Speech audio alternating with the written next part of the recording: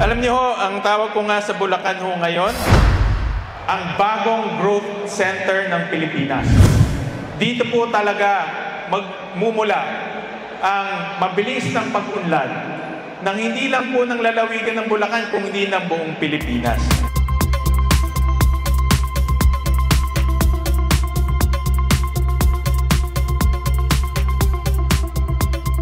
Sa lalawigan ho natin, ang pinakabago, pinakamalaki at pinakamodernong international airport ng ating bansa. Ibig sabihin, dito ho papasok lahat. Nandito rin po yung Bulacan Freeport Zone, ang pinakamalaking freeport sa buong Pilipinas. At itong Freeport Zone na ito ay lilikha ito ng libo-libong trabaho para po sa mga taga-Bulacan.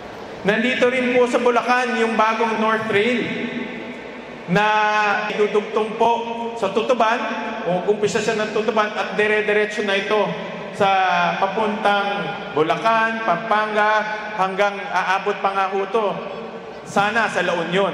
Alam niyo, ginagawa na rin po yung tinatawag po nilang BGC of the North sa Marilao at sa Bukawi. At ito po ay kasing laki ng lupa sa BGC at modernong mga gusali, modernong mga opisina ang itinatayo doon. Ako naman, bilang inyong senador, sinusuportahan ko po at sinisigurado ko po na yung mga magtatrabaho dito sa mga bagong proyekto ay masusuportahan natin na magagaling pong mga manggagawa.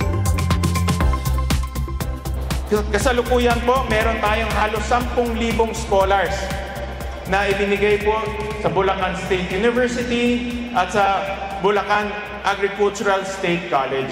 Dahil naniniwala ko, mas maraming scholars, mas malaking oportunidad para dito sa mga kabataan na makapagtrabaho dito sa malalaking infrastruktura.